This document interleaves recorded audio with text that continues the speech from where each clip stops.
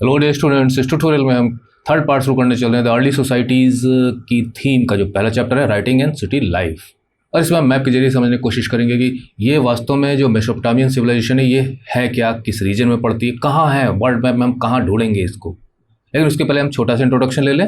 अभी तक जो भी नॉन सिविलाइजेशंस हैं उसमें इसे सबसे ओल्डेस्ट माना जाता है वेस्ट एशियन रीजन में, जिसे हम मिडिल ईस्ट का भी रीजन कह सकते हैं, और अपनी राइटिंग और सिटी लाइफ के लिए प्रसिद्ध है। मतलब first time writing introduced, first time urban city life introduced, और इसने दुनिया को बहुत कुछ दिया है। मतलब उसके पास a lot of boast to have contributed to the world, वो हम देखेंगे जो भी हमारे 11th के कोर्स में हिस्ट्री में 2023-24 के सेशन में वो हम स्टडी करेंगे। और मेसोपोटामियन सिविलाइजेशन वास्तव में इस रीजन में कोई एक सिविलाइजेशन नहीं थी, हम कम से कम 3 बड़ी सिविलाइजेशन का नाम ले सकते हैं, जिसमें सबसे पुरानी हमारी सुमेरियन सिविलाइजेशन थी, उसके बाद बेबीलोनियन और उसके बाद अशीरियन। तो चलिए हम मैप में चलते हैं, देखते हैं कहाँ। देखिए, जब आप वर्ल्ड मैप को यूज करेंगे तो ये पूरा का पूरा आप जितना हमने थोड़ा पोर्शन लिया है आपको, यहाँ पे इंडिया है और ये आपका मिडिल ईस्ट का रीजन है, ये आपका एशिया माइनर है, और इधर जो ईरान, इराक, सीरिया एट्सेट्रा, इन सब को मिलाकर बनता है आपका मिडिल ईस्ट का रीजन। और इसी मिडिल ईस्ट के रीजन में ये जो आप पोर्शन देख रहे हैं, है ना, ये है वो रीजन जहाँ पर मेसोपोटामियन सिविलाइजेशंस समय समय पर मेन 3 और 4 जो सिविलाइजेशंस है वो यहाँ पर पनपी बढ़ी। अब यहाँ पर 2 नदियाँ आपको दिखाई दे रही हैं, एक नदी आपको ये दिखाई दे रही है और एक नदी ये दिखाई दे रही है, और ये नदियाँ आके यहाँ पे थोड़ा काफ़ी क्लोज हैं, और ये फिर यहाँ मिलती हैं और जाके पर्शियन गल्फ में समा जाती हैं, और ये यहाँ टर्की से निकलती हैं। टर्की में एक टॉरस माउंटेन है, वहाँ से निकलती हैं, और इनके बीच का जो क्षेत्र है काफ़ी फर्टाइल क्षेत्र था। तो मेनली ये आज मोस्टली रिपब्लिक ऑफ इराक में पड़ता है, लेकिन इसका काफ़ी कुछ पोर्शन जो है वो इराक में होने के बावजूद भी हम इसमें कुवैत, सीरिया, टर्की, ईरान को भी यूज करते हैं, कुछ कुछ पोर्शन इनका भी है, लेकिन मेन जो रीजन है वो यही था। और जो मेसोपोटामियन सिविलाइजेशन थी उनका भारत के जो हड़प्पन सिविलाइजेशन है, सिंधु घाटी की सभ्यता है, तो वहाँ से भी आना जाना था, लेन देन था, ट्रेड चलता था, क्योंकि यहाँ की चीज़ें यहाँ पाई गई हैं और यहाँ की चीज़ें यहाँ पाई गई हैं। तो ट्रेड रूट दिया गया है, और ये हमारा लैंड का ट्रेड रूट दिया गया किस प्रकार से। इंडिया इधर जो है ये आपकी नाइल रिवर है, तो यहाँ पे इजिप्शियन सिविलाइजेशन हम कह सकते हैं, जिसे हम कह सकते हैं कि नील नदी की सभ्यता, तो यहाँ से भी भारत का लेन देन हुआ करता था। मिडिल ईस्ट के रीजन में ये है, सऊदी अरेबिया काफ़ी बड़ा है, इराक है, सीरिया है, कुवैत है, टर्की है, और ये है नदियाँ टिग्रिस एंड यूफ्रेट्स, दजला और फरात की नदियाँ इन्हें कहा जाता है। और देख रहे हैं आप मेनली ये इराक में ही पड़ रहा है पूरा, इसलिए इसे कहा जाता है कि इराक की आज वहाँ पे इराक है जहाँ पर ये सिविलाइजेशन थी। लेकिन जैसे हमने 3 सिविलाइजेशंस का नाम लिया, तो इस मेसोपोटामियन रीजन में सबसे नीचे जो है वो सुमेर सिविलाइजेशन थी, जहाँ पे 2 नदियाँ लगभग नज़दीक है, वहाँ पे अकेडियन या बेबीलोनियन सिविलाइजेशन कह सकते हैं। बाद में इन्होंने ओवरटेक किया इसको। सुमेरियन सिविलाइजेशन सबसे पुरानी, मतलब earliest civilisation in Mesopotamian region was Sumer civilisation, और ऊपर से अशीरियन किंगडम आपको मिल रहा है, अशीरियन सिविलाइजेशन है। मतलब इसके नॉर्थ में आपको अशीरिया, इधर बीच में बेबीलोन तो आज भी है, बगदाद के नीचे आप जो आज के मैप में ढूंढेंगे, और इधर सदर्न में सुमेरियन सिविलाइजेशन, और बाद में फिर बेबीलोनियन किंग्स के समय में फिर इसे ओवरटेक किया जाता है, बाद में अशीरियंस छा जाते हैं पूरे रीजन में। और ये पूरा का पूरा एक फर्टाइल क्रेसेंट कहा जाता है, आपको पढ़ने को मिलेगा जब भी आप पढ़ेंगे मेसोपोटामियन सिविलाइजेशन के बारे में, कि यहाँ पर फर्टाइल भूमि थी और किस प्रकार से। तो आगे चल के हम काफ़ी कुछ पढ़ेंगे, जो भी आपके टेक्स्ट में दिया गया है, एक्स्ट्रा बताने से तो कुछ ज़्यादा लाभ होने वाले नहीं, जहाँ जहाँ जो भी होगा हम बताएंगे आपको। और ये देखिए टॉरस माउंटेन्स है ना, ये नदियाँ निकलती हैं। इधर देखिए जैग्रस माउंटेन्स हैं। कुछ शहरों के नाम भी आपको पता होने चाहिए। ये मैप मैंने लिया है आपके लिए, मेसोपोटामियन रीजन का है, ये थोड़ा शेडेड रीजन आपको दिखाई दे रहा है। और इस रीजन में देखिए मारी है जो यूफ्रेट्स नदी के वेस्टर्न पार्ट में है। ये असुर है जो कि असीरियन सिविलाइजेशन की पहली जो कैपिटल थी वो यही थी, बाद में ये कैपिटल बनती है।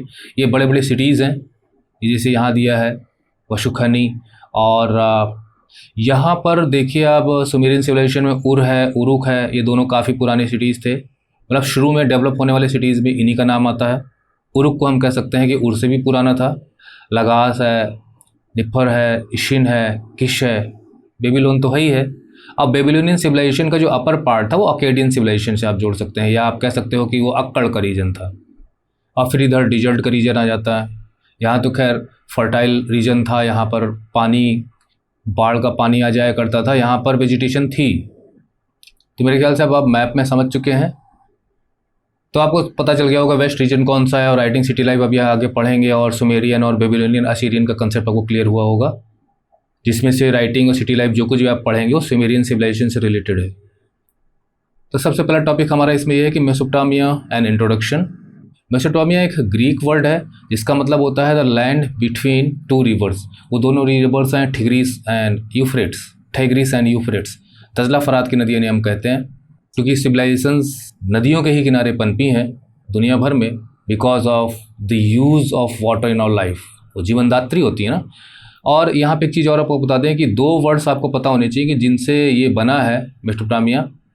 एक तो है आपका मेसोस, जिसका मतलब होता है मिडिल, और दूसरा है पोटामस, ठीक है, ये पता होना चाहिए, जिसका मतलब होता है रिवर। तो नदियों के बीच का स्थान है आपका मेसोपोटामिया। और ये यूफ्रेट्स और टिग्रिस नदी के दोआब में, मतलब बिटवीन, जिसे हम दोआब का एरिया कहते हैं ना, आपने ज्योग्राफी पढ़ा होगा, वहाँ पर है, जो आज इराक में है। और ये सिविलाइजेशन, सिटी लाइफ सिविलाइजेशन की बर्थ प्लेस मानी जाती है, मतलब जन्मदात्री है। शहरी जीवन, अर्बन लाइफ यहीं से शुरू हुई। अपनी प्रॉस्पेरिटी के लिए ये सिविलाइजेशन जानी जाती है, मतलब वहाँ पे शहरीकरण आपको पढ़ने को मिलेगा। लिटरेचर भी वहीं पे डेवलप हुए सबसे पहले दुनिया भर के। और इसके अलावा मैथमेटिक्स में, एस्ट्रोनॉमी में भी उन्होंने काफ़ी खोजें की। बहुत ही इनोवेटिव, बहुत ही रिसर्च वाले लोग थे ये लोग। दुनिया में काफ़ी कुछ इन्होंने दिया है। तो हमें ज़्यादा डिटेल में जाने की जरूरत नहीं है, जो जैसे बुक में लिखा होगा टेक्स्ट में हम वैसे आगे बढ़ेंगे। और मेसोपोटामिया राइटिंग सिस्टम भी दिया, लिटरेचर जैसे मैंने बताया, और ये अक्रॉस द ईस्टर्न मेडिटेरेनियन तक पहुंच गया, नॉर्थ सीरिया तक पहुंचा, टर्की तक पहुंचा, 2000 BC तक आते आते। वैसे आगे चल के आपको डेट्स मिलेंगी, लेकिन यहाँ पर आपको डिफरेंट डेट्स मिलती हैं। मुझे नहीं मालूम कि क्या टेक्स्ट में दिया गया चैप्टर में, लेकिन अब 3200 से लेकर 3500 तक का आता है जिक्र, की जहाँ पर सिटी लाइफ स्टार्ट होती है। और लगभग 5000 साल पहले हम कह सकते हैं कि यहाँ पर, मतलब ये BCE की डेट्स हैं, एग्रीकल्चर शुरू हुई थी। और लगभग कहीं कहीं पे ये आता है आपका कि 14000 BC में यहाँ पे आके लोग बसना शुरू हो गए थे। कहीं कहीं पे 9000 BC पढ़ने को मिलता है। तो इस तरह से मतलब धीरे धीरे करके जो मेन है वो आपकी 3000 की डेट आपको याद रखिए, जो हमने टाइमलाइन हमने एक्सप्लेन किया था पिछले ट्यूटोरियल में, उसमें ये सिविलाइजेशन का इलाका है। अब देखिए ये सीरिया में पहुंचा है ना, ये ईस्ट मेडिटेरेनियन का कोई इलाका, यहाँ तक इनकी लैंग्वेज पहुंची, इजिप्ट तक पहुंची। और कहाँ डेवलप हुई थी? यहाँ दक्षिण में सुमेरियन सिविलाइजेशन में, राइटिंग सिस्टम, लैंग्वेज। तो ये फैली चारों तरफ। मेसोपोटामियन लैंग्वेज एंड स्क्रिप्ट, मतलब स्क्रिप्ट या जिसे हम लिख सकते हैं, लैंग्वेज जो हम ओरली कम्युनिकेट भी कर सकते हैं। ये इस लैंग्वेज को जो सुमेरियन सिविलाइजेशन या सुमेरियन रीजन में डेवलप हुई, इन्वेंट हुई, तो इसे आसपास के किंगडम्स ने अडॉप्ट किया, है ना, उस रीजन में। यहाँ तक कि इजिप्ट के फ़राओ, क्योंकि इजिप्ट के जो रूलर्स हुआ करते थे उन्हें फ़राओ कहा जाता था, तो उन्होंने भी इसको एक्सेप्ट किया। तो आप you can imagine your self कि ये लैंग्वेज एंड स्क्रिप्ट जो यहाँ पे डेवलप हुई, इसने कितना इन्फ्लुएंस किया आसपास के रीजन को। इसके अलावा जो अर्ली रिकॉर्डेड हिस्ट्री हमें मिलती है इस रीजन में, जो हमें यहाँ के अर्बनाइजेशन के बारे में बताती है, वो है सुमेर एंड अक्खड़। मतलब सुमेर का रीजन और अक्खड़ का रीजन ऐसा रीजन था जहाँ पर अर्ली दुनिया में अर्ली सिटी लाइफ शुरू होती है, अर्ली अर्बनाइजेशन शुरू होता है, शहरीकरण शुरू होता है। देखिए क्या है ना, देखिए शुरू में मैंने जैसे बताया था कि नोमैड्स हुआ करते थे, मतलब नोमैडिक लाइफ थी, है ना। कैसी लाइफ थी आदमी की? नोमैडिक लाइफ थी। लेकिन उसके बाद एग्रीकल्चर की शुरुआत होती है। एग्रीकल्चर की शुरुआत एक बहुत ही बड़ी चेंज लाने वाली एक्टिविटी थी कि किस प्रकार से, मतलब मनुष्य के पास दिमाग तो है, उसने नेचर को ऑब्जर्व किया धीरे धीरे, तो उसने एग्रीकल्चर को डेवलपमेंट कर शुरू किया। और जब हम सुमेरियन सिविलाइजेशन और मेसोपोटामियन सिविलाइजेशन पढ़ेंगे तो हम देखें किस प्रकार से वो बहुत ही इनोवेटिव तरीके उन्होंने, मतलब सिंचाई की व्यवस्था, टेक्नोलॉजी को अडॉप्ट करना एग्रीकल्चर में, सुमेरियन सिविलाइजेशन में या मेसोपोटामियन सिविलाइजेशन में भी शुरू हुआ। तो एग्रीकल्चर ने क्या किया कि इसकी वजह से फिर सेटलमेंट्स बने। क्यों बने? उसका कारण ये था कि भाई आपने क्रॉप को उगाया है तो आपको उसकी देखभाल करनी है, तो इससे क्या है कि फूड सप्लाई मतलब स्टेडी फूड सप्लाई उनको मिलनी शुरू हो गई, खाना बराबर मिलने लगा, अनाज मिलने लगा। स्टेडी फूड सप्लाई की वजह से क्या हुआ, लोग वहाँ बसना शुरू हो गए, क्योंकि वो नोमैडिक लाइफ इसीलिए लेके चलते थे कि उन्हें अपने ज़रूरतों को पूरा करना पड़ता था। इसकी वजह से यहाँ पे डेवलपमेंट ऑफ परमानेंट हाउसिंग हम लिख सकते हैं। एक मैं आपको फ्लो चार्ट बता रहा हूँ कि किस प्रकार से डेवलपमेंट्स हुए होंगे। डेवलपमेंट ऑफ परमानेंट हाउसिंग, लोगों ने घर बना के रहना यहाँ पे शुरू किया। अब निश्चित है कि जब उन्होंने शुरुआत की होगी तो फिर अपने हाथ से देखा होगा कैसे हम रह सकते हैं, धीरे धीरे उन्होंने, क्योंकि यहाँ तो ये लोग रहते थे रॉक शेल्टर्स वगैरह हैं इनमें या गुफाओं में, है ना, इन सब में रहा करते थे पहाड़ों पर। तो फिर यहाँ से ये चेंज देखने को मिला और यहाँ से ये अब जब लोग रहने लग गए तो फिर उनके लिए रूल सिस्टम्स एट्सेट्रा होने चाहिए, कोई ना कोई कंट्रोल करने वाला हो जिससे आपस में कॉन्फ्लिक्ट ना हो, क्योंकि बिना रूल के तो कोई सोसाइटी चल नहीं सकती ना, क्योंकि जहाँ पे 10 लोग रहने लग जाएंगे तो एक सोसाइटी तो बनी जाती है। और उनके अपने जैसे लोगों से, चाहे वो प्रोफेशन की बात हो, चाहे रिलीजन की बात हो, चाहे वो लैंग्वेज की बात हो, चाहे वो कॉमन हेरिटेज की बात हो, उनकी अपनी एक शेयर्ड हिस्ट्री और शेयर्ड कॉमन एलिमेंट से कम्युनिटी बनती है ना। तो इस प्रकार से यहाँ पर आगे चल के फिर गवर्नमेंट की ज़रूरत पड़ी, तो यहाँ से बिगिनिंग ऑफ हम गवर्नमेंट कह सकते हैं। वो सारी चीज़ें इसी सिविलाइजेशन से रिलेटेड है। Babylon rose an important city, Babylon एक इम्पॉर्टेंट सिटी था, और जो बेबीलोनिया था वो सदर्न रीजन के लिए इस्तेमाल किया जाता था, क्योंकि देखिए जहाँ पे सुमेरियन सिविलाइजेशन है तो उसी के ऊपर बेबीलोनियन थी सिविलाइजेशन जो मैंने आपको बताया था। लेकिन बाद में वहाँ का बड़ा ही मशहूर राजा था हम्मुराबी, है ना। हम्मुराबी की कोड लॉ ऑफ कोड के बारे में आपने पढ़ा होगा, नहीं पढ़ा होगा तो हम्मुराबी अपनी कई चीज़ों के लिए जाना जाता है, उसमें हम्मुराबी का एक लॉ कॉड भी है, कानून संहिता। तो सुमेर पे भी अपना अधिकार जमा लेता है वो, इसलिए यहाँ पे दिया गया कि सदर्न रीजन में बेबीलोनिया। और उसके बाद असीरियन किंगडम्स आता है ऊपर से, नदन से, है ना, लगभग 1100 BC में, क्योंकि सुमेरियन सिविलाइजेशन की हम बात करते हैं तो लगभग 3200 जो मैंने बताया यहाँ पे वो आ जाती है।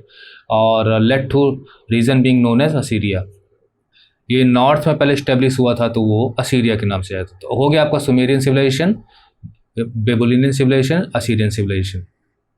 दूसरा है कि इनकी लैंग्वेज के बारे में जो आपके टेक्स्ट मैटर में बुक में दिया गया, क्योंकि क्वेश्चन तो आपको वहीं से पढ़ने हैं, कि जो अर्लीस्ट नॉन लैंग्वेज है मेसोपोटामिया की वो थी सुमेरियन। मतलब आपको याद रखना है, फर्स्ट 1 मार्क क्वेश्चन में पूछा जाता है कि earliest known civilisation of Mesopotamia was Sumerian. उस सुमेर लोगों ने ही डेवलप किया था, इसलिए वहाँ को उस लैंग्वेज को सुमेरियन लैंग्वेज कहा गया है। और बाद में उसको टेक ओवर करती है अकेडियन लैंग्वेज। लिटरेचर भी इस लैंग्वेज में मिले हैं, क्योंकि लिटरेचर डेवलपमेंट भी इसी सिविलाइजेशन में हुआ था। और लगभग 2400 BC बताया गया। यहाँ की सुमेरियन सिविलाइजेशन तो भाई ओल्ड हो गई, लेकिन उसके बाद फिर इसको टेक ओवर किया अकेडियन सिविलाइजेशन, क्योंकि अकेडियन पीपल जब आए अक्कड़ से नीचे तक आ गए ना, बाद उन्होंने टेक ओवर किया सुमेरियन को बेबीलोनियन लोगों ने, तो फिर उन्होंने अपनी लैंग्वेज फैला दी। और वहाँ पे अकेडियन स्पीकर्स आने के बाद सुमेरियन खत्म हुई, मतलब ख़त्म क्या हुई, मतलब वो डिक्लाइन हो गई। और Akkadian thrived until the time of Alexander. फिर अलेक्जेंडर आप जानते हैं कि अलेक्जेंडर द ग्रेट 336 से 323 BC तक उसका शासनकाल रहा, है ना। अगर आप प्रेजेंट, ये तो BC दिया, अगर आप प्रेजेंट से जोड़ना चाहो तो इसमें लगभग 2000 साल और जोड़ दो तो ये हो जाएगा 2336, यानी लगभग 2300 साल पहले आज के अलेक्जेंडर द ग्रेट, सिकंदर महान जिसे हम कहते हैं। तो उसके समय में अकेडियन को काफ़ी प्रेशर मिला। वो थ्राइव का मतलब होता है उसने उन्नति की, फैली, और अपने थोड़े बहुत चेंजेस के साथ वो बनी रही, है ना, रीजनल वेरिएशन के साथ। लगभग 1400 BC आते आते फिर अरामाइक लैंग्वेज, एक नई लैंग्वेज, मतलब पहले सुमेर लैंग्वेज है ये, ठीक है, उसके बाद उसको टेक ओवर किया अकेडियन लैंग्वेज ने, जिसको सिकंदर महान ने प्रेशर दिया। और उसके बाद फिर आती है अरामाइक। ये जो लैंग्वेज थी ये फिर परसिस्ट करती है और इसने इन्फ्लुएंस करना शुरू किया आसपास के रीजनों को। इस लैंग्वेज को हम कह सकते हैं कि it was similar to Hebrew. Hebrew क्या है ना, हिब्रू आप यहूदियों से, मतलब जो कुछ भी ज्यूज से संबंधित है उसे आप हिब्रू कह सकते हैं, उनके रिलीजन से रिलेटेड, उनके लिटरेचर से रिलेटेड, उनकी भाषा से रिलेटेड। तो इनकी जो भाषा थी, क्योंकि Jews are one of the oldest people on this earth, तो हिब्रू लैंग्वेज से मिलती जुलती लैंग्वेज थी। और आज भी, मतलब ये 1000 साल BC, इसमें 2000 जोड़ दिया, 3000 साल बाद भी बिफोर प्रेजेंट आज ये कुछ क्षेत्रों में बोली जाती है। मतलब जो हिब्रू जानते हैं हो सकता है वो अरामाइक जानते हो, थोड़ा बहुत ही सही। तो Aramaic continues to be spoken in parts of Iraq to this day, आज भी ये भाषा बोली जाती है। तो आपने लैंग्वेज का सीक्वेंस देख लिया, आपने जो डिफरेंट चीज़ें मैंने यहाँ बताई वो देख ली कि प्रॉस्पेरिटी के लिए जानी जाती थी, कहाँ पे वो लोकेटेड थी, राइटिंग और लिटरेचर के लिए जानी जाती थी, लैंग्वेज स्क्रिप्ट की हमने बात की, किस प्रकार से वहाँ पे डिफरेंट थ्री मतलब पहले सुमेरियन, फिर बेबीलोनियन, फिर उसके बाद असीरियंस आके छा जाते हैं, और लैंग्वेज में सुमेरियन, फिर अकेडियन, फिर अरामाइक। इसके बाद का जो टॉपिक है वो है archaeology and European interest in Mesopotamia, ये हम अगले ट्यूटोरियल में लेंगे। So ending the tutorial here, अगले ही अपने किसी ट्यूटोरियल में हम फिर मिलते हैं। Bye bye.